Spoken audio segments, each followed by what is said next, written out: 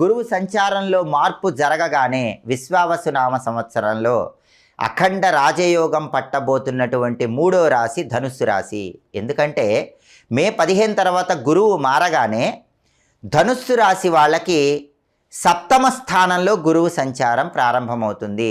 ఎందుకంటే గురువు మార్పు జరిగినటువంటి మిథున రాశి ధనుస్సు రాశి వాళ్ళకి 7వ రాశి అవుతుంది. ధనుస్సు, మకరం, కుంభం, మీనం, మేషం, వృషభం, మిథునం. అంటే ధనుస్సు రాశి వాళ్ళకి ఉగాది తర్వాత గురువు మారగానే సంవత్సరం మొత్తం గురువు 7వ స్థానంలో ఉంటాడు.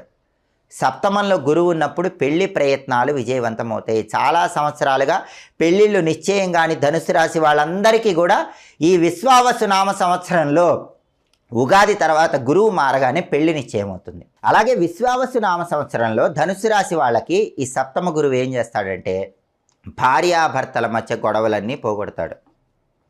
ధనుసు రాశి వాళ్ళు ఎవరైనా సరే లైఫ్